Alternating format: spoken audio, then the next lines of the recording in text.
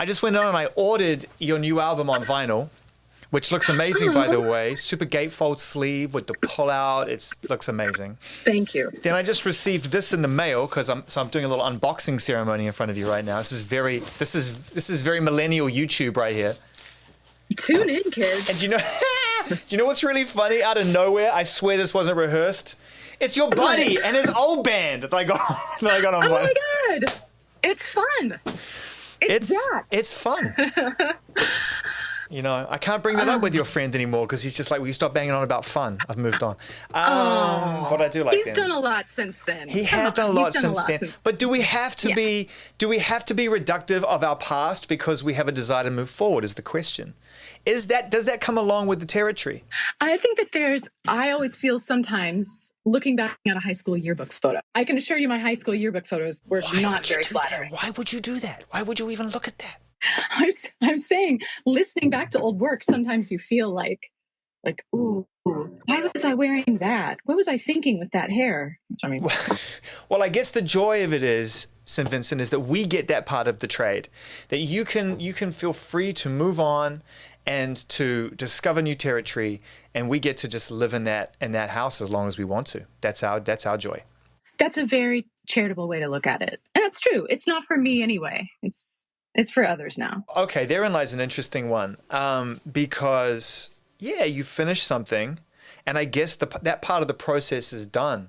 And I've always been fascinated with what the relationship is with records when an artist has finished them. Is there any relationship between you and Daddy's Home Now, aside from getting ready to play it live? It's interesting because usually what happens when you're putting out a record is, the 6 months prior to putting it out, you're like prepping and you're getting videos ready and you're doing interviews and you're just like on this kind of treadmill.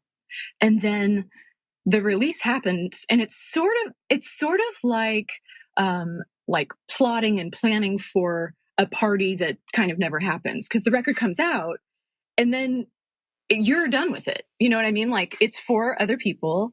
They can enjoy it or not, or take it however they want to take it. But I was having this discussion yesterday, as a matter of fact. It's so funny. I mean, the real joy is in making it and then getting to play it live. Yeah. I enjoy it, and I'm deeply fascinated by every part of what you put into your music. We all are. Everybody is.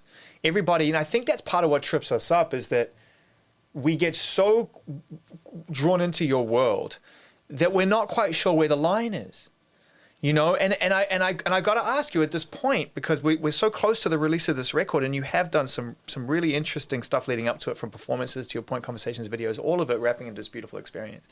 But you establish a line when you come out, and then does it get tough for you as people get closer and closer to the edge of what this record is about, of what you're trying to say, of who you are? Because there's making it and then there's talking about it, right? And they're not mutually inclusive. Yeah, and I find that I am good at putting the story together in music form, and that makes sense to me. And that's sort of like, well, that's where like a lot of the care, all of the inspiration kind of comes from.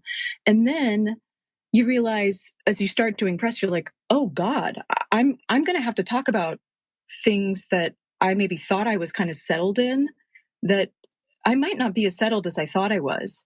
And it's one thing to deal with it in art, but it's another thing to kind of deal with it in conversation when you yourself are kind of figuring out, or how you feel about it is evolving in real time.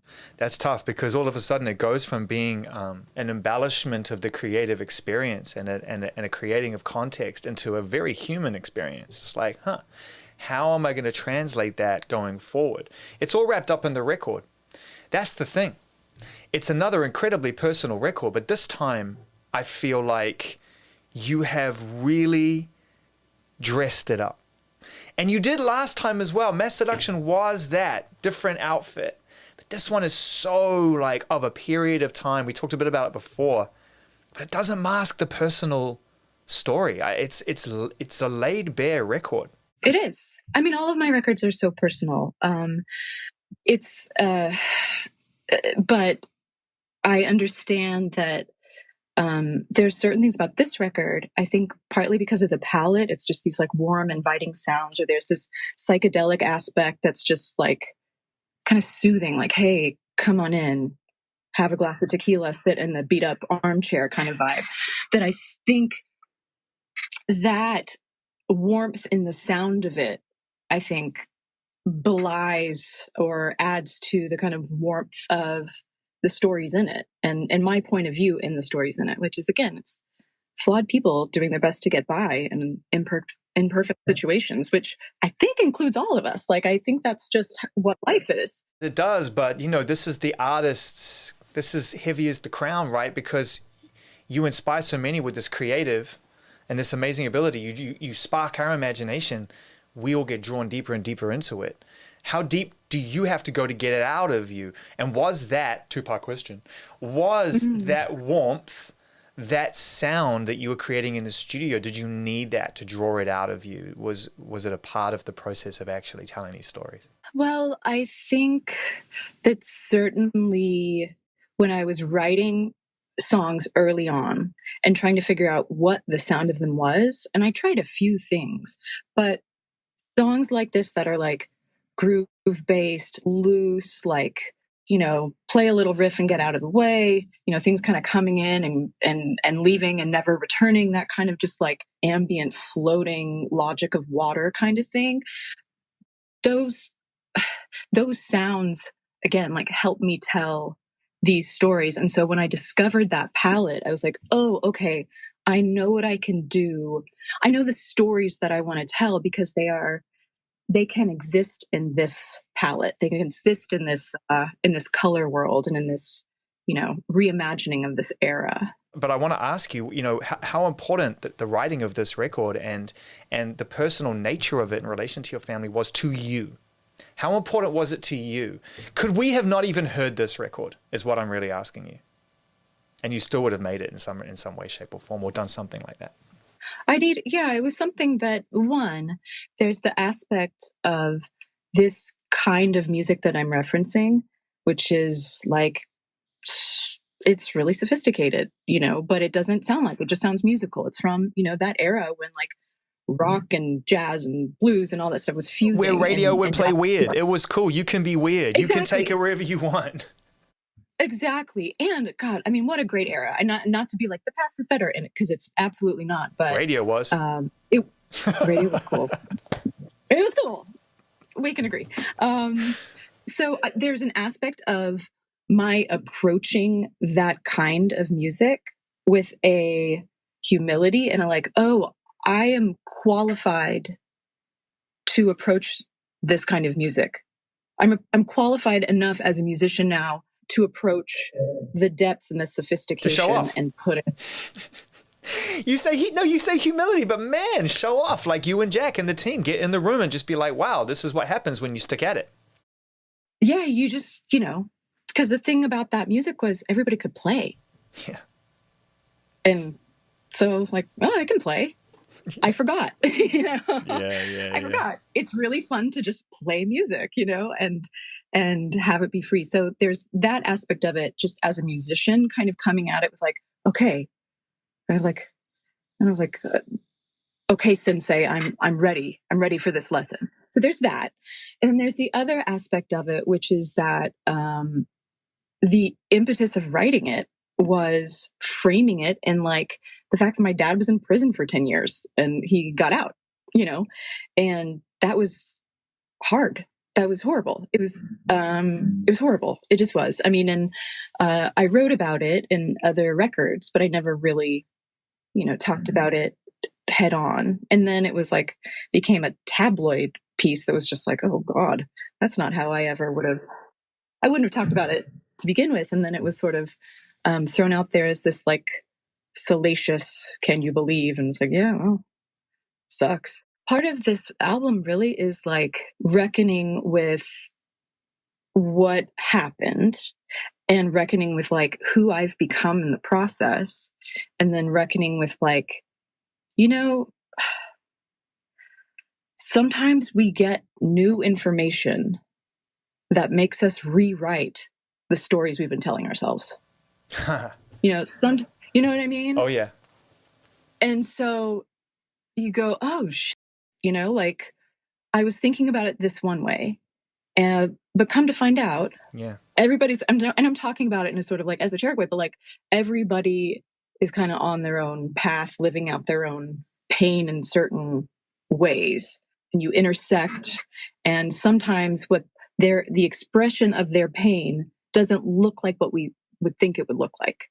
And so we don't recognize it as pain. So what does that do to the albums that you made before to some degree? And I know you don't listen to them, but surely there are moments now you think back about the records you were making where you were telling a story that felt so rigid in your head, changes over time. Those records are there to remind you of your journey, right? Those records are there to remind you of what you didn't know. Yeah, exactly. And I'm so glad I had music to sort of figure it out. But to put a finer point on it, I guess, is that like it was an incredibly painful situation. I think when you have someone who you love, no matter how complicated the relationship is or anything like that, who's incarcerated, you do time with them, You said that in the album. Yeah. On the title track. I mean, that lyric jumps out. Wow, that lyric jumps out. You can't be passive when you sing that. Like, and just, it's so interesting on this record because you've leaned into this era and you put on the clothes and you become the person. But the pain is in the performance, for sure. Like, there's no getting around that. When you sing that line, you did time, I did time too. Yeah. I mean, yeah, we all did, it was terrible. But I think the thing that I am coming around to, and that's been very nice, is that, life is long and there's the possibility for things like redemption and forgiveness. And I have a nice relationship with my dad. I really do. He's, outside my studio painting my deck right now, like there's, it's like, if you asked me, 2-3 years ago, if I thought that was going to be the case, I'd be like, what? Oh, I think you probably would have been like, sorry, I can't hear you. What did you say? Look. Oh, yeah. That's okay. But, yeah, it's forgiveness and, moving forward and stuff. That's a trip. And I feel lucky to have been able to explore it in a musical way. And also I'm glad to be able to move forward.